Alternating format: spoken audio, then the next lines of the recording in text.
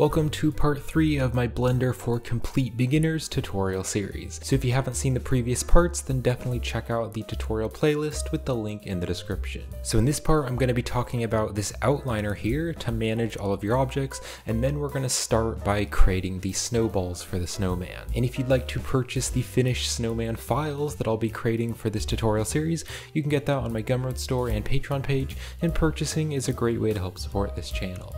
And then just one more thing before we start, I want to let you know about an amazing Blender add-on for creating micro meshes. With the Simply Micro Mesh add-on, you can quickly and easily create chainmail, chain links, cloth and fabric weaves, scales, and other types of micro meshes. Select the mesh that you want to add the micro mesh to and make it its own object.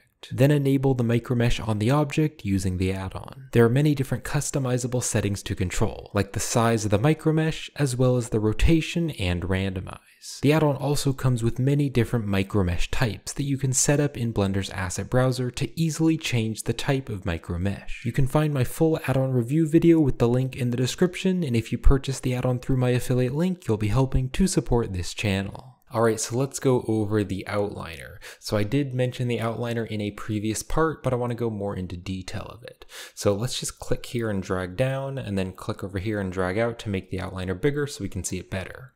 So the outliner is a great way to manage everything in your Blender file. So on default, you'll be able to see all of the objects, and then if you click on these arrows here, that's going to open up the object's data. So if you go right over here to this little green button here, this is the object data properties. You can see it's green here, and then this button is also green. So if you select the different objects, it's going to give you different data for that object. So there's a few things here like UV maps and vertex groups. These are a bit more complex things, so you don't need to worry about knowing what all these things are right now. So underneath each object, there's an arrow for its object properties. And then if you select an object in the outliner, then it's actually going to select that object in the 3D viewport. Now the outliner isn't just used to manage the objects, it's also used for all the other data in the Blender file. So for example, different materials that you have on your objects or other data. If you click right here on this button, this is changing the display mode, and you can see there's lots of different data here. Most of this you really don't need to use. The view layers is the main one that you're going to use because it will have these collections, and collections are basically like folders where you can store different objects to organize your 3D scenes.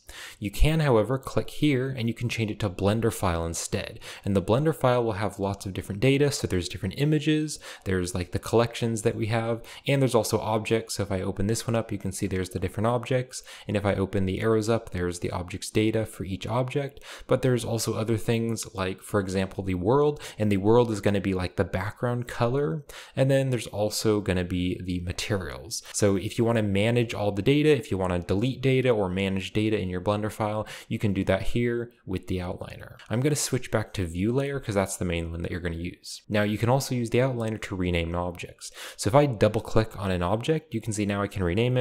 So I could rename it the default cube. So the default cube. So now it's called the default cube. And if I select the default cube, you can see it will say the default cube. Now the shortcut key to renaming objects is F2.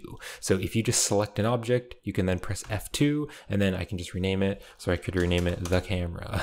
Now these collections are going to be like folders, and so you can see if I click on the arrow here, it'll open up the folder. So for example, I'm going to add some different objects. So I'll go to the add menu, let's go to mesh, and remember the add menu is Shift A, or you can go here to add. So Shift A, we'll go to mesh, and I could, for example, add like a cylinder. I'll drag this over here, and then Shift A again. This time I'll add like a cube, drag this over here, Shift A again, and then this time I'm going to add like a cone.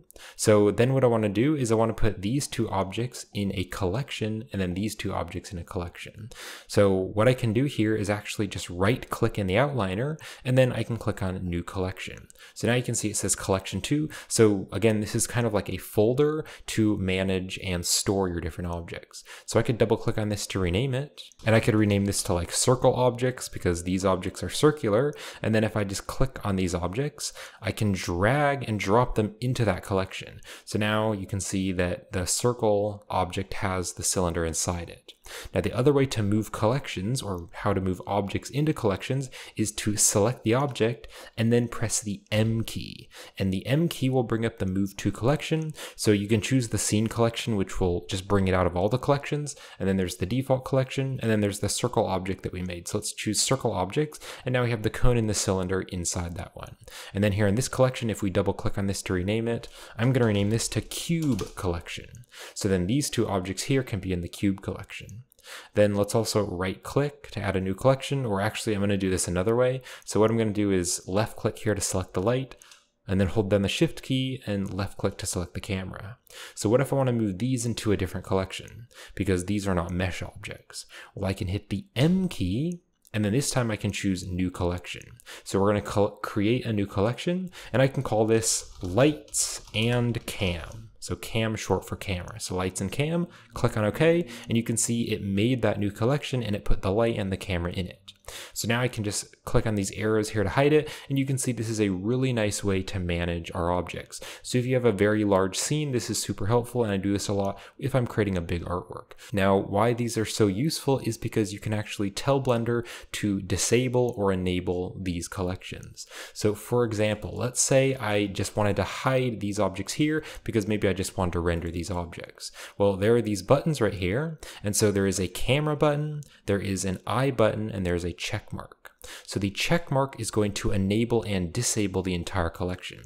So if I wanted to hide these two cylinder objects, I could click on the check mark just to disable it. So now it's basically gone. You can't see it. It is still there, but you can see it's grayed out, so it's invisible. Now the eye here is the hide. So the hide is only going to hide it from the view, but when you actually render the final image, it will still show up. So the eye will just disable it from the view, but it'll still show up in the render. And there is a shortcut key for the hide, and that is H to hide and Alt H to unhide. So if I left click and then shift left click to select these objects, you can press the H key to hide them. And now if I open up these circle objects, you can see these objects are now hidden. So as well as hiding different collections, you can also click on these buttons here to hide or unhide the objects. So H to hide the objects which are selected, and Alt H to unhide. So if you press Alt H, that'll unhide all of the objects which are hidden, and then H will hide them. So this is very useful, again, if you have really large scenes and it's very complex, and maybe you want to model a specific thing and you want to like hide everything else and get rid of it just to hide it for now. You can just hide them by pressing H, kind of hide it for now, and then once you're done modeling or whatever you're doing, you can press Alt H to unhide it. Now another useful shortcut key is Shift H. So if you have one object selected and you press Shift H, that will hide everything else that is not selected. And then you can again just press Alt H to unhide it. So maybe you have a large scene with lots of objects, instead of selecting it and then hitting H, or shift selecting all the objects and hitting H, you can instead just select the one object or the multiple objects that you want to see. Then you can press Shift H and that'll hide everything else. Now the camera, when you click on the camera, you can see it appears as though it's not doing anything, but what it's going to do is it's going to disable it from the render. So let me just make these smaller. So let's say I wanted to have these objects visible. Maybe I'm using them for reference, or I'm just using them for modeling, but then I just wanted to hide them when the camera actually renders. So when I actually render the final scene, maybe I just want to disable it and see how the render looks without these objects. Well, you can click on that button there, so the camera, so I'll choose circle objects and just hide that, and then when I actually rendered this 3D scene, these objects would be hidden from the view. Now as well as these buttons here, there are a few more buttons. So if you click on this button here, this is basically like a funnel. You can see it looks like a funnel and it's a filter, and there's going to be different things which you can hide and unhide. So I'm just going to turn on this one here, this little arrow, and then also this one here, which is the monitor. And then these ones, these are a bit more complex. You really don't need to use these that much. So I'm going to just click on those to bring them on. So now that they are turned on, you can see we have some new buttons. So these arrow buttons here, these are going to make it so that you can't select the objects. So for example, let's say I'm doing like some complex modeling and I don't accidentally want to move these objects. I can click on these little mouse icons or arrows, and that way I can't select those objects. So I can click here, on the cube collection, and now if I try to select those objects, you can see I can't select them. So this is kind of a nice way to kind of lock those objects if you don't want to accidentally move them. Or if you open up the cube collection, you can also do this for the individual objects. And then this last one here, the monitor icon, this is going to hide objects, but it's going to hide objects through files which are linked. And so this is actually a little bit more complex. We're not really going to go over this in this video, so I'll just hide this. In most cases, you won't really need to use this. You can just use the I button to hide it. And then you can see there's also a search here. So if you've renamed all your different objects and you have a really large project and you want to find some objects, you can search for it here. And this is again very useful for large scenes. So I could just type in cube, and now you can see it's going to show me the cubes which are in the scene. So that's very useful for large projects if you're trying to search for something. And if you'd like to learn even more about the outliner and get even more detailed, then I have a completely separate tutorial on how to use the outliner. So you can check out that video with the link in the description if you'd like to get even more detailed into the outliner, but that's just kind of the basics of the outliner. Alright, so I've just reopened up Blender, so I've opened up a fresh new scene, and we're finally going to get started by creating the snowman. And we're going to start by creating the snowballs of the snowman. So let's press the A key to select everything. We can then either hit the delete key or hit the X key, and then just choose delete. So we're now going to add the first object for the snowman. So that's going to be the snowball. So if I press Shift A to go to the add menu, we can go here to mesh. And whenever you're starting to create something in Blender, it's best to just add the object which most represents the object that you're trying to create. So we want to create a lumpy round sphere to look like snow, so we could either start with a UV sphere or an icosphere. Now I could add an icosphere, but if I zoom in here to the icosphere, you can see the geometry, and actually if I hit the tab key, that will go into edit mode, and you can see the geometry isn't very even. You can see right here there's these nice even squares, but then as it goes up it gets kind of stretched and they get really rectangular, and then as they go into the center they become triangles. And so later on when I actually make the snowball kind of lumpy, this geometry really isn't that great. So I'm instead going to be using an icosphere which has more even geometry. So let's tab to go back to object mode. I'll hit the X key and then we can choose delete. So we'll now press Shift A for the add menu, and let's go down here and choose icosphere. So as you can see, an icosphere has much more even geometry. It's going to have all these triangles, but the geometry is even and the size of the triangles are all exactly the same. Now, right after you add the icosphere, before you click away or move it around, there's going to be this add icosphere settings, which is going to be right here in the left bottom corner. So if you moved it around or clicked away, then you can just delete it by hitting X, delete. You can go to the add menu again, and then you can add an icosphere. So when you first add a default primitive object, there's going to be this add icosphere setting or whatever the object is. And we're going to click on this arrow here to open it up. And there's going to be some different settings that you can change, like the radius and the location and the rotation. However, there's going to be also the subdivisions here. So the subdivisions is going to be the amount of detail. And I'm going to turn my subdivisions up to 5, so now it is much more smooth. Because if it's turned way down to like a 1 or a 2, you can see it is kind of sharp there on the edges, but I want it to be smoother, so I'm going to turn the subdivisions up to 5 so it is smooth. Now this is kind of getting to be like a high poly mesh, so generally I wouldn't use a mesh this high poly, but because we're going to be making like a lumpy snowman, I need a bit more detail to actually make the geometry a bit lumpy. So that's why I'm going with a slightly higher poly mesh. And why I'm saying higher poly is because it has more geometry. So if I close the add icosphere settings and then hit tab to go into edit mode, this is a more detailed mesh. It has lots more geometry, so that's why I'm calling it a higher poly mesh. For example, if I press Shift A and added a cube, this cube is a much lower poly mesh than this one, because this one only has 1, 2, 3, 4, 5, 6, 7, 8 vertices. So a cube only has 8 vertices, whereas this object here has lots of vertices. So this is considered more of like a lower poly mesh, and then this is considered more of a higher poly mesh. Alright, so I can click and drag to box select the cube, and then I can hold down the Shift key and just select the other vertices, and then I can hit the X key, and we can just delete that. Now I'm going to hit the tab key to go back to object mode. Now if you look closely at the shading, you can see each face, and I don't really want that because that just doesn't look that great. I want it to be smooth. And so this is called flat shading. However, you can change the setting to make objects smooth. And the difference between the flat shading and the smooth shading, it's basically going to smooth the edges in between two faces. So if you bring up the object context menu by right clicking, you can see there's shade flat and there's shade smooth. There's also a shade auto smooth, which we may be going over later, but the main ones are shade flat and shade smooth. So if I choose shade smooth, you can see now that looks much more smooth. You can kind of see with that default shading where there's kind of like a highlight here and then a shadow here, that looks nice and smooth. If I right click again and then choose shade flat, now it is flat again. So I'll right click and shade smooth. So generally when you're doing 3D modeling, generally most things you're probably going to want to shade smooth. And I just want to show you real quick. If I go to the add menu and add a cube here, I can move this cube over.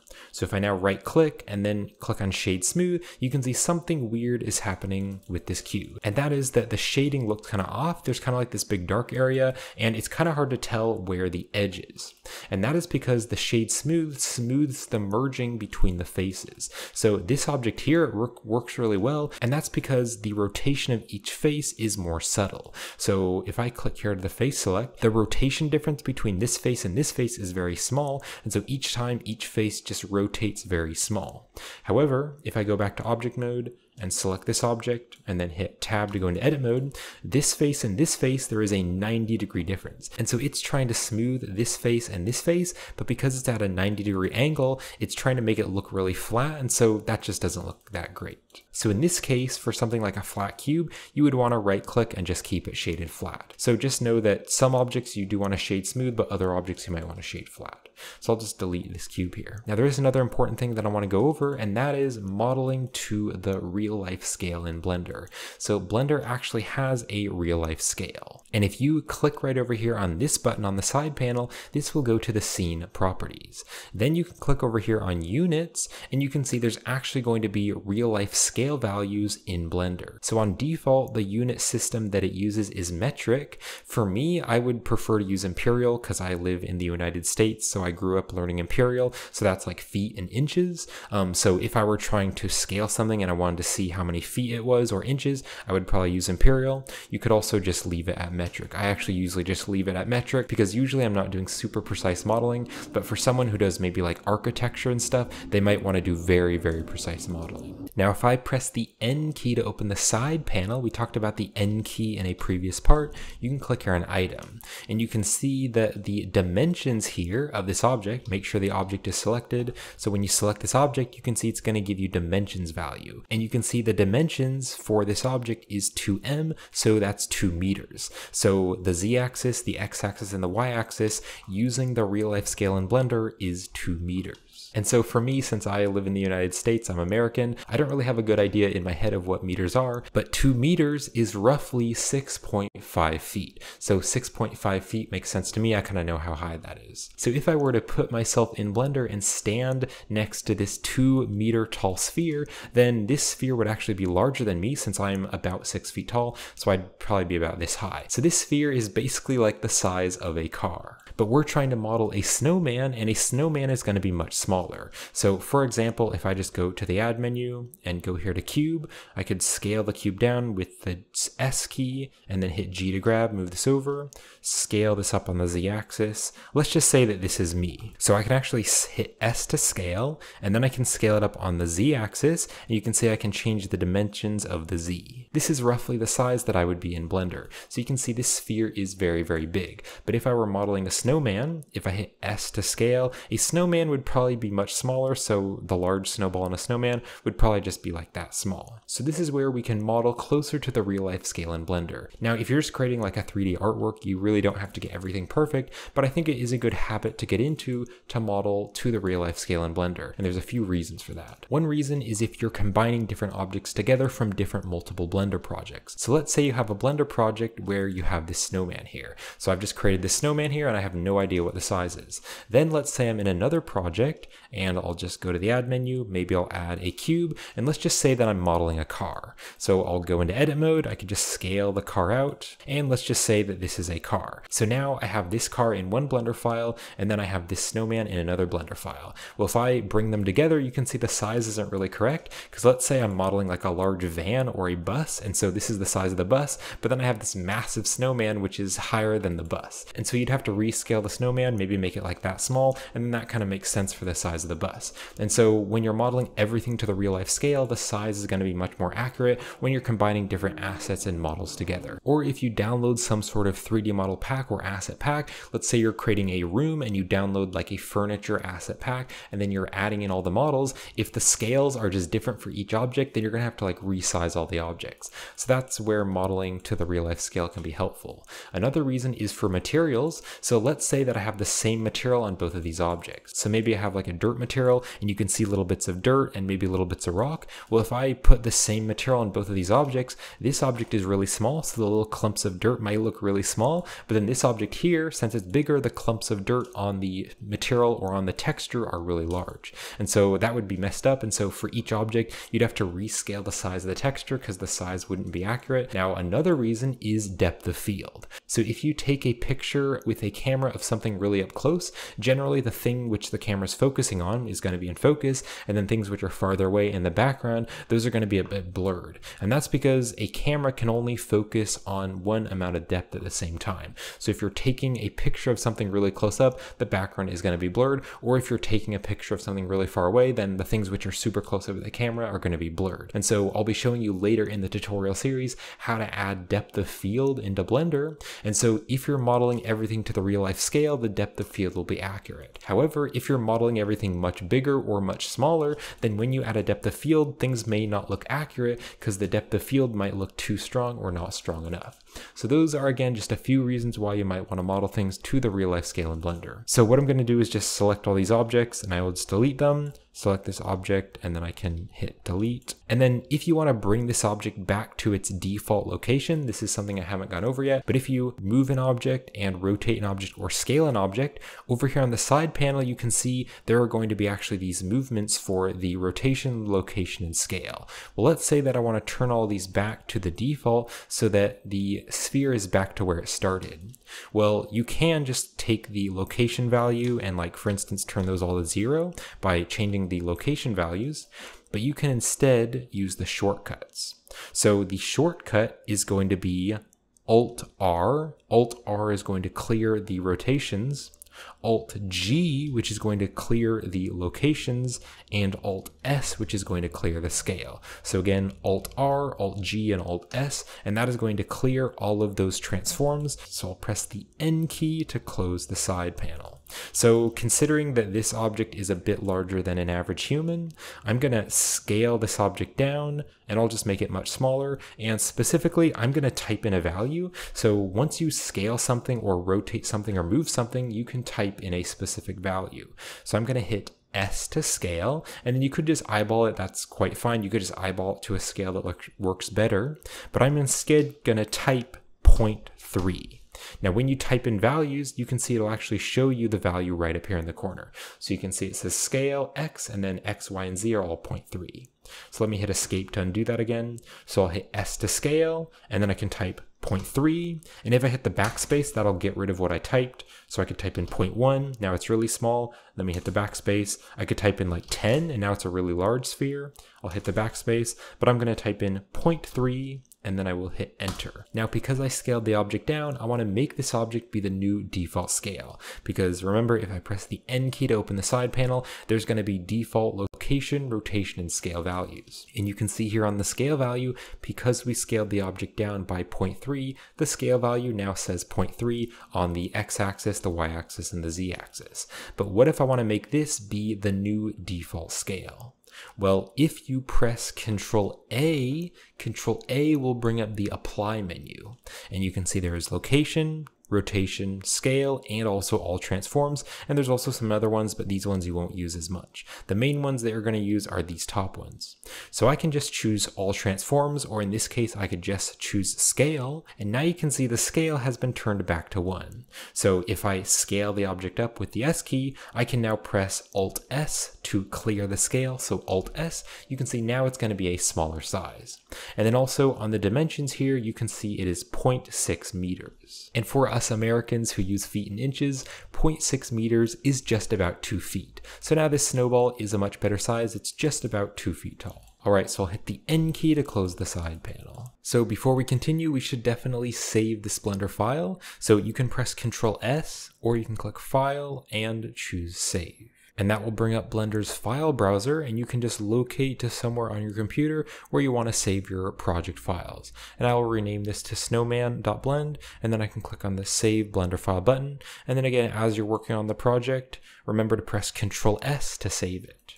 Alright, so this is going to be the base of our snowman. However, it doesn't really look like a snowball because it's not really that lumpy. So I want to make it kind of lumpy and bumpy on the surface to make it look a bit more realistic. So to do that, we're going to be adding object modifiers. So object modifiers are modifiers that you can add to objects, and they will modify the object and change how they look. So they will basically modify the geometry. So if you click over here on the modifier properties, you can add modifiers to whatever object is selected. So if I click here on add modifier, you can go down here and choose between all the different modifiers. There's many modifiers, or you can also go to the search here. So probably the main ones that you're going to use are under generate. These are a lot of common ones you're going to use. I'm going to show you a few different modifiers before we actually add the modifier, which will make it kind of bumpy. So I'm going to add a few objects. So I'll go to the add menu with Shift A, and I'm going to add a cube. Let's hit G to grab, and we can move the cube over, and I can scale the cube way down here. Let's also go to the add menu. We're going to add a plane. Let's bring this plane over, scale this down, and remember, hit G to grab to move it and S to scale it. And then also Shift A again for the add menu, and let's add a cylinder. And then I can move the cylinder over here. And we can scale this down with the S key. So let's first select the cube. So I'm going to press the period on the numpad to kind of zoom into the cube. So let's say that I wanted to make these edges less sharp. Right now they're really sharp, but let's say I wanted to make them smooth. Well, there's a modifier for that, and that is called the bevel modifier. So if I click on add modifier, I could go down here to generate, and I could find the bevel, or I could go to the search here, and actually you don't even have to click on the search. You can just start to type it. So I'm going to type in BEV for bevel, and I can click on bevel. So you can see now it has added the bevel modifier in this box here, and you can see the bevel is going to add the faces there where the edge of the face is. So where the edge is, it'll add another face. And then there's different settings on the modifier. So for instance, I can turn this amount, I can drag the amount to make the bevel big or small. And then I can also turn up the segments to make it more detailed. So now you can see that the edges looks much more smooth. So let's turn this way up. And then remember earlier we talked about shading flat and shading smooth. Well, because there's much more faces here and much more geometry, I can now right click and choose shade smooth. And now you can see the cube looks much better because the edges have that geometry, so it looks much more smooth. So that is one common modifier which you'll use, the bevel modifier. It's a very useful modifier. Now another one which you can add is the solidify modifier. So you could just hit the tab key to go into edit mode, and you could hit the E key to extrude, and you could extrude up this plane if you wanted to give it thickness. I'll press Ctrl Z to undo that, and then hit tab to go back to object mode. But instead, you might want to add a modifier so that it makes the entire object thicker. So I click on add modifier, and you can click on the search, or you can just start to type. And I'm going to start to type solidify. So we can choose solidify, and now you can see that it has a little bit of thickness. You can change the thickness value here. And then what's really cool about this is if I hit tab to go into edit mode, I could click here to go to the edge select, or press the 2 on the top of your keyboard, and then I can left click here to select that edge there, and I could hit E to extrude, and you can see it's going to add thickness to that entire object. So instead of extruding out the entire thing and make it thick, I could just use that modifier to make the entire thing thick. So that's the solidify modifier. It's very useful. And then another very common one is the mirror modifier. So if I select the cylinder here, I could click on add modifier, and let's just start to type in mirror. So the mirror modifier is going to mirror the mesh. So we'll choose mirror, and you can see it's appearing as though nothing is happening. But if I hit tab to go into edit mode, I can hit G to grab, and I can move this mesh around, and you can see that there's going to be another object next to it. What I can do though is just hit the right click to bring it back into the center position. So what I could do, for example, is make it mirror up and down. So I could choose the Z axis to mirror it instead of the X axis. So when you click on it, it'll turn blue. That's going to turn it on. So I can just turn on the Z.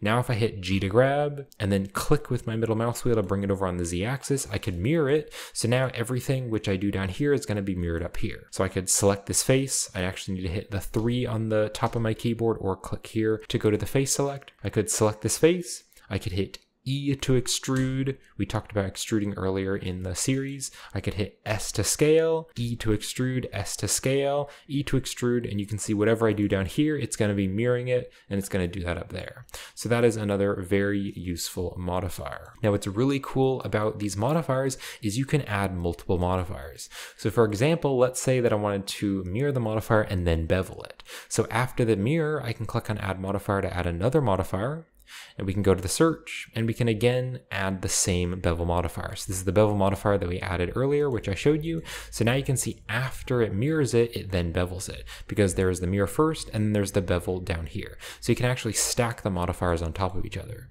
So I can change the amount, and I could also change the segments like that, and then I could use the object context menu to just shade that smooth. So modifiers are very useful, and you'll be using them all the time when you're doing 3D modeling. So I will now click and drag to box select all these objects. I can hit X and let's choose delete. I can then select this object and press the period key to zoom into it. So let's add a modifier to make this all bumpy. So I'm going to click on add modifier, and you can find it here in the drop downs if you want to, but I'm instead going to click on the search and I'm going to type in displace. So we'll add the displace modifier, and this is going to displace the geometry and move it. Now you can choose to displace a texture, so we're going to choose a noisy, bumpy texture to displace the geometry. So let's click on new here to add a new texture, and then on default there's just this one texture. Now to change the texture, we're going to click right down here on the textures panel, or you can click on this button, and this button is going to take you down here to the textures panel. So right now the type on default is image or movie, and so you can actually choose the open button and you could open up a texture. So if you wanted to add some sort of like rock texture or dirt texture to make it look like rock or dirt, you could do that by choosing a texture. However, I'm going to use what's called a procedural texture in Blender. So procedural means that it is in Blender and it's not an external texture like a JPEG or PNG file on your computer. And we will be going over normal texture maps on your computer later in the tutorial series. But for now, here on the type, I'm going to click on image or movie, and you can click on these and you can see there are many different textures built into Blender. And so these are called procedural textures because again, they're not external textures on your computer like a PNG file or a JPEG file. They are textures which are built into Blender. So you can see by changing these, the light and dark values of the texture are going to warp it. So I'm going to choose clouds, and the clouds is basically like a procedural noise. So now you can see we have this really lumpy object. And then there's a few different settings here, so you can choose between these different settings like soft and hard and a few other settings. What I'm going to do is just change the scale. So I'm just going to drag the scale value to make it smaller. And specifically, I'm going to use a size value of 0.04. So if you want to use the same value, you can punch that into the size. Now, right now it looks super sharp and jagged, and that is because the modifier is way too strong. So what we need to do is click back here on the modifier properties, and you can see under this displace, there is a strength. So I can drag this up and down to change that strength value. So I want to make this value very strong. And if you want to drag the value but make your movements more sensitive, as you're dragging the value, you can hold down the shift key. And that way it's going to make your movements more sensitive. So I'll just drag this to a really small value, just like that. And now you can see it looks like some lumpy snow. And specifically, I will use a strength value of 0.02. If you want to type that in, you can just click on it, type that in, and hit enter. It's looking pretty good right now, but it looks a little bit low quality. If I hit the tab key to go into edit mode, this modifier is using this object. So it is using the geometry of the object, so all of these little vertices here, and it's actually displacing where that is. But if I want to make it look more detailed, I could add more geometry to this object. So there's a modifier to add more geometry to an object. So I'll hit tab to go back to object mode. So to do this, we're going to click on add modifier, and this modifier is probably the most common one that you'll use for your projects. So this is very common. Let's click on search, and we can start to type in sub, and we're going to add the subdivision surface modifier. So this will subdivide the mesh, and so it'll add more geometry. So we'll choose subdivision surface, and you can see it's taking a moment to load up because it's kind of adding more detail, but now you can see the object looks much more smooth and there's more detail. Now, on the subdivision surface modifier, there is going to be viewport levels and render levels. And so why there's a viewport one and a render one is because if you have an object which is very subdivided, then it will kind of get laggy, and it will of course depend on the power of your computer. But if there's a lot of objects in your scene and it's very detailed, then your actual Blender file could get a bit laggy when you're moving around. So I'm going to turn the render to 1 and the viewport to 1. So the render is the viewport level that it will render. So if you wanted it to render really high detail, you could turn this up to like a 2 and it will render more detailed. But then if it's too laggy in the viewport, you could turn the level's viewport down to like a 0 or just like a 1. So you could just, for instance, turn it to 0 so you can't actually see it, but then it would actually render with 2, so it will look that high quality when it's rendered.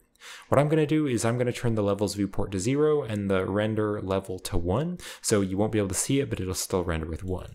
However, if it's not laggy for your computer, it isn't laggy for mine, you could leave the viewport at 1 and the render to 1, but I'll just turn the viewport to 0 just to make sure it's very smooth, because we are going to be adding more objects and they're going to be also having the subsurf modifier. Now, another thing that I want you to be aware of is that the modifiers work from the top to bottom. So it first applies the first modifier and then it applies the next modifier. Why this is helpful to understand is because let's say you wanted to first subdivide it and then add the displace. Well, you could click on these little dots right here and you could click and drag, and that will change the order of the modifiers. So if I drop this here, now you can see it's first going to subdivide it, and you can see now it has even more detail because it first subdivided the object, so it gave the object more geometry and then it added the displace. So this way you can see the displacement is a little bit more bumpy and there's even more detail. So you could do that if you wanted to. However, I'm going to click here and then drag down on those dots and drag this down here because I want to subdivide it after it's been displaced.